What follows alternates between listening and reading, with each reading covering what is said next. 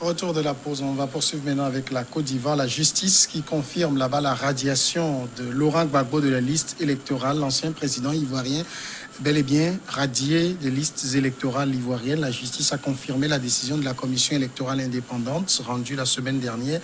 Aucun recours n'est possible devant une juridiction ivoirienne n'étant plus électeur. Il ne peut donc plus être candidat et à 5 jours de la date limite du dépôt des dossiers, une éventuelle candidature de Laurent Gbagbo le 31 octobre prochain, sauf coup de théâtre majeur, donc relève désormais de l'impossible. Ce que justifie firmait la CEI ivoirienne, c'est que Laurent Gbagbo a été condamné par contumace à 20 ans de prison pour le braquage de la BCAO, donc n'est plus électeur et donc techniquement ne peut plus être éligible.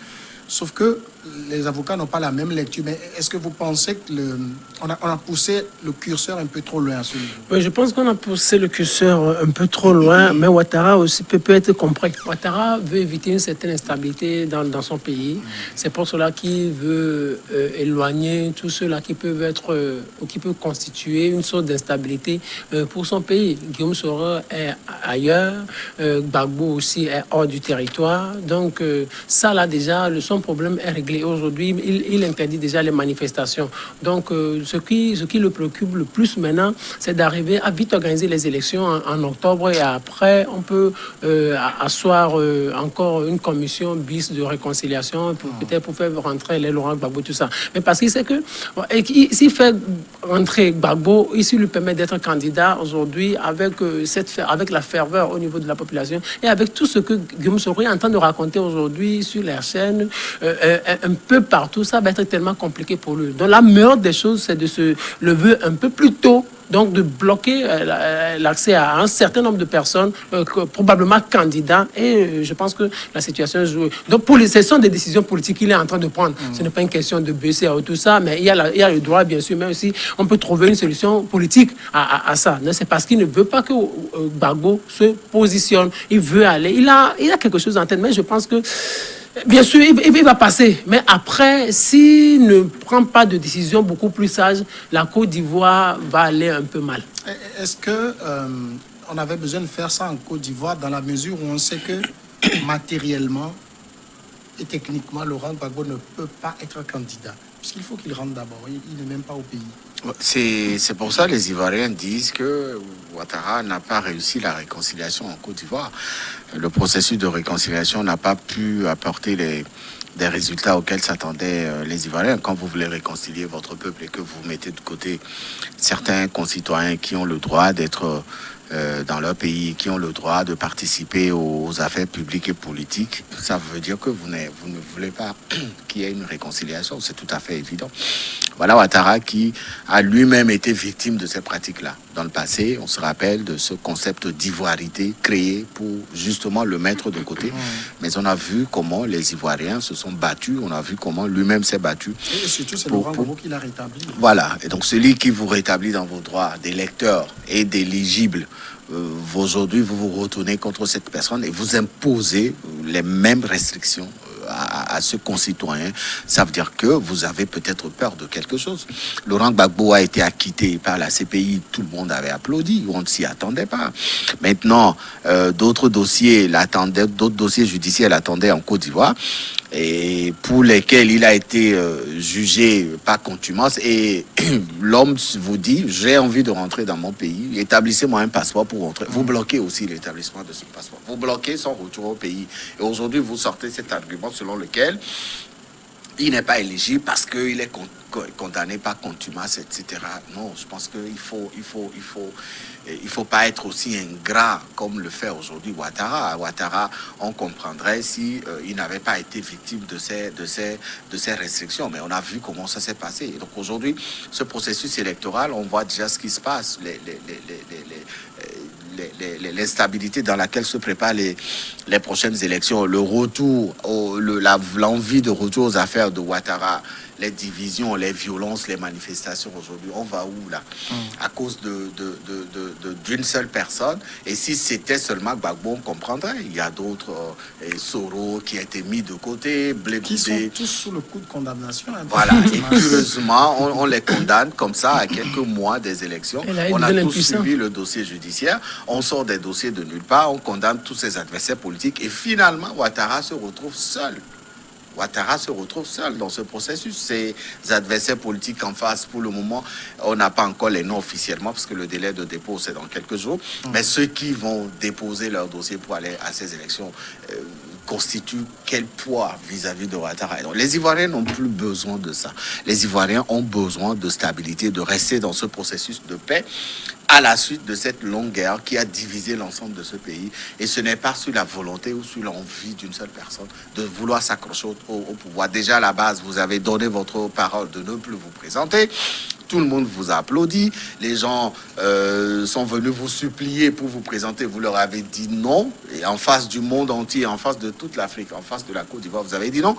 Et vous sortez un dauphin qui meurt quelques semaines après et vous estimez que vous avez le droit de revenir aux affaires. Et on change de discours. La Constitution me permet de revenir. Gon n'est plus là. Je veux pas laisser la Côte d'Ivoire en guerre. Mais qui crée la guerre en Côte d'Ivoire aujourd'hui? Quel est le germe qui crée ou qui provoque cette guerre aujourd'hui en Côte d'Ivoire? C'est la volonté de Ouattara de revenir aux affaires. C'est là qu'on a vraiment besoin de la CEDEAO. C'est-à-dire quand vous avez des situations en face comme ça, ayez le courage de dire à ce président, monsieur le président, du fait que vous voulez revenir aux affaires, vous avez vu déjà depuis le 5 ou le 6 août, quand vous avez fait votre annonce, vous avez vu comment la Côte d'Ivoire a chamboulé dans la violence. Et donc si vous tergiversez dans votre position, écoutez, ça n'arrange pas la Côte d'Ivoire, ça n'arrange pas la sous-région. Retirez votre candidature. Et puis allons à des élections, positionner un dauphin, et puis voilà. Donc, mais quand il y a des choses qui se passent comme ça, et qu'on ne voit pas la CEDEAO réagir, et qu'on fait un coup d'État dans un pays voisin, que la CEDEAO se lève, se met sur ses égaux pour venir imposer ses désidératas, ça passe pas. La CEDEAO était là en 2010-2011. Mais Gbagbo a quitté le pouvoir. Ouattara a été imposé par la France. La CEDEAO est toujours là, mais le pion de la France dans la région ouest africaine, c'est Ouattara.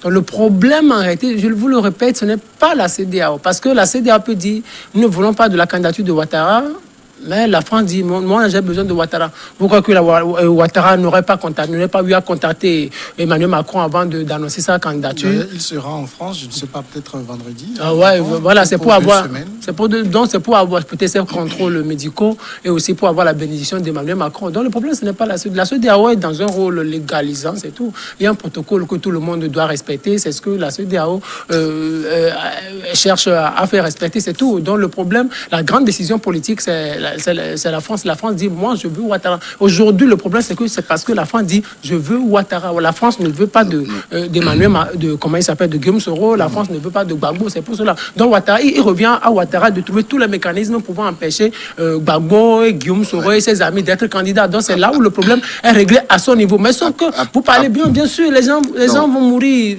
100 personnes vont mourir. Il y a 3000 personnes. Devant la France, comme ça, il y avait plus de 3000 personnes qui étaient mortes. Mais on n'a rien fait. Ce qu'on veut, c'est quoi? C'est les ambitions. Ce qu'on veut, c'est les intérêts. Ce qu'on veut, c'est que Ouattara soit au pouvoir. Et c'est ce qu'on veut encore. Moi, je me dis simplement que c'est une répétition de l'histoire. Ce que peut-être, cette fois-ci, les gens vont mourir en petit nombre. Ça ne va plus être 3000 ou 4000 personnes. C'est ce que vous croyez. La décision d'Alassane Ouattara de briguer un nouveau mandat, c'est que et les gens ont pris le soin de le faire, de ramener ces anciennes vidéos. Moi, je me rappelle encore de ce débat entre Ouattara et Gbagbo pour l'entre-deux tours. Il disait à Laurent Gbagbo, vous avez fait 2 mandats, c'est suffisant. Laurent Gbagbo lui a dit non, j'ai fait 2 mandats en un. Et il y a encore une vidéo où il a dit en 2020, j'aurai 78 ans, vous ne me voyez plus me représenter. Donc, il y a eu tellement de promesses que On ne reconnaît plus Alassane Ouattara aujourd'hui. Non, on ne peut pas le reconnaître. On ne peut pas le reconnaître, sauf que les gens ne savent pas que Ouattara, c'est un fin manipulateur, c'est un fin politicien. Et donc, il vous amène à le suivre alors qu'il a quelque chose en tête que vous ne pourrez jamais maîtriser. C'est à la dernière minute qu'il vous dévoile en réalité ce qu'il est. C'est Ouattara, même qu'on est en train de découvrir comme ça. Ce n'est pas une question de 2 mandats. Oui, c'est un ancien économiste démocrate qui a eu à combattre Gbagbo, qui a eu à combattre ceux-là qui étaient au pouvoir. Et maintenant, il se met aujourd'hui dans la posture de président, de chef de l'État. Donc, il va se comporter comme un vrai politicien. Et il se comporte aujourd'hui comme un vrai politicien. Donc, ce débat que David est en train de mener, tout ça, mais Ouattara, lui s'en fout. Lui veut aller à son élection, à sa réélection. Quand David parlait de candidat de pouvoir, Ouattara n'en a pas besoin. Ouattara, ce qu'il a en tête, c'est de tout faire pour gagner. Il n'a pas besoin de Gbagbo, il n'a pas besoin d'Afin Guessan, il n'a pas besoin de Guillaume Soro en face pour pouvoir gagner. Il n'a pas besoin de gros bras pour légitimer sa candidature ou son élection, sa prochaine réélection. Il veut juste gagner un point trait, peu importe celui-là qui sera en face, peu importe celui-là qui sera son adversaire. Alors, il y a un autre point sur lequel le conseil de Laurent Gbagbo n'est pas d'accord, c'est que on ne peut pas tabler sur une condamnation par contumace pour retirer quelqu'un des listes électorales parce qu'ils disent qu'une condamnation par contumace n'est pas définitive. Il faut que la personne soit présente pour que le jugement reprenne et qu'il soit définitivement condamné. Donc, du coup, on ne peut pas considérer qu'ils sont vraiment condamnés. Et oui, c'est sur ça que la CEI a joué. C'est le contraste dans ce dossier-là. Et pire encore, le concerné même dit « je veux rentrer dans mon pays ». Gbagbo aujourd'hui a sollicité son retour au pays. Et la CPI lui a donné l'autorisation de rentrer chez lui. Raison pour laquelle il a passé la commande de l'établissement de son passeport. Ça n'a pas été fait. Voilà quelqu'un qui doit lui donner voilà quelqu'un que vous condamnez par contumace, qui vous dit « je veux rentrer, purger ma peine ». Et vous refusez qu'il rentre. Vous le bannissez de toutes les listes électorales. Vous lui interdisez d'être éligible. Bon, au final, Ouattara, il veut quoi? Il a envie de laisser la Côte d'Ivoire dans l'état dans lequel il avait retrouvé en 2010.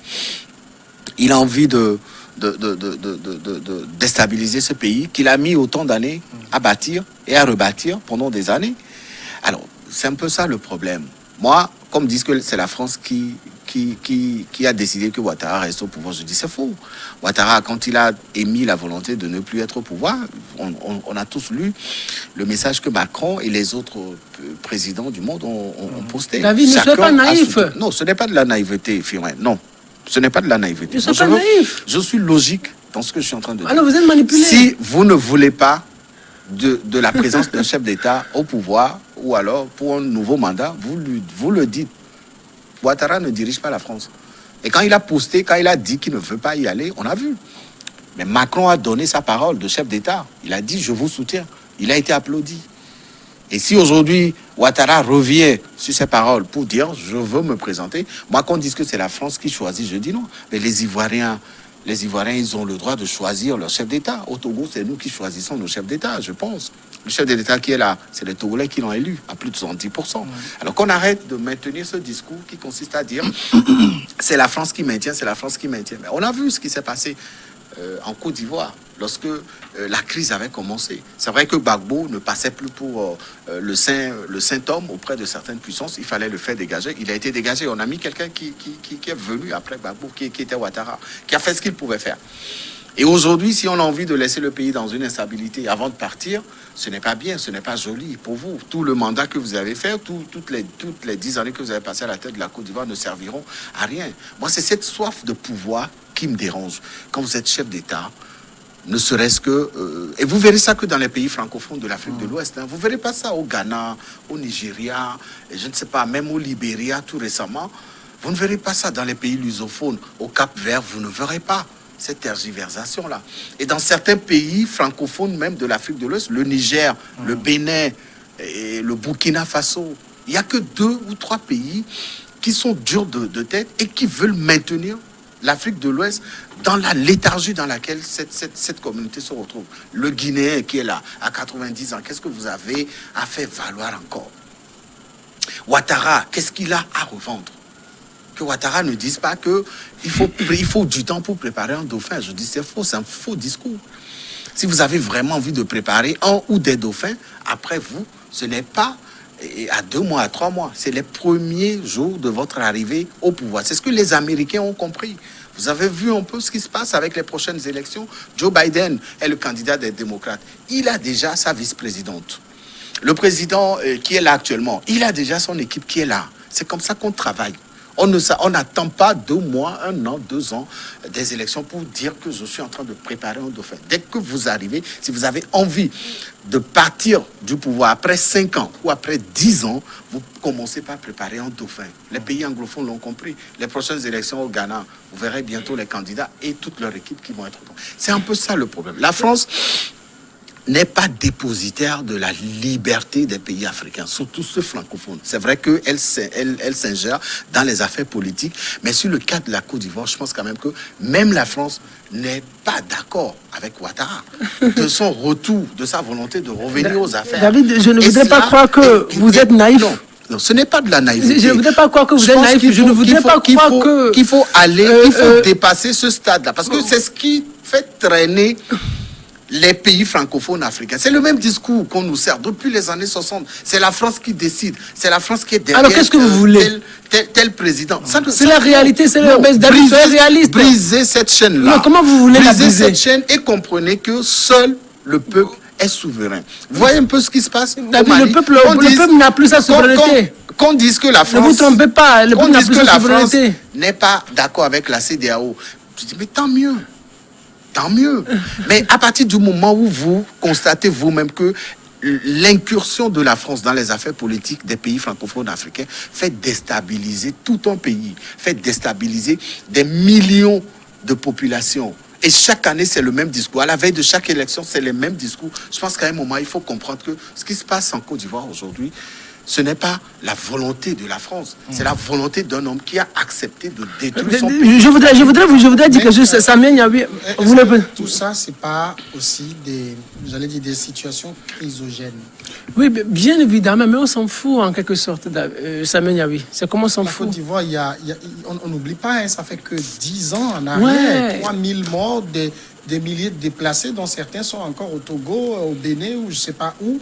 Et c'est les mêmes hommes, c'est le même Ouattara, et c'est comme si on n'a pas appris les leçons, finalement. Non, ce n'est pas une question de voir ou après les leçons. Ouattara peut-être vous dira, oui, j'ai appris les leçons, c'est pour cela que je veux imposer un certain nombre de règles.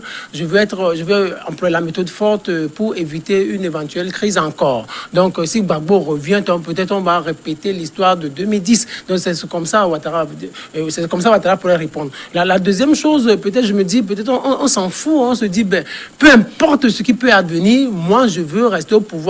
Les gens peuvent mourir, nous on s'en fout. Du moment où je conserve les intérêts de mes patrons internationaux, donc cela me va déjà. Donc juste dire qu'on ne tient pas trop compte de quelque aspiration populaire que ce soit. Ce qu'on veut, c'est conserver le pouvoir et puis c'est fini. Moi, c'est ce que je voudrais faire comprendre à David. Ce que David tient comme discours, oui, c'est tellement beau. Plus que le terrain, mais le terrain est tellement compliqué. On dit souvent que c'est le terrain qui guide l'action. Aujourd'hui, c'est le terrain qui guide l'action de Ouattara. Et puis, pour conclure à ce niveau, je voudrais dire, il y a 2 petits éléments qui minent la vie de Ouattara. Le premier élément, c'est que Ouattara a peur. Moi, je l'ai toujours dit ici, Ouattara se retrouve seul face aux Ivoiriens. Il se retrouve seul. Donc, il a peur. Donc, il n'a pas préparé l'après-Ouattara. C'est pour cela qu'il veut toujours rester au pouvoir. Le deuxième élément, c'est que Ouattara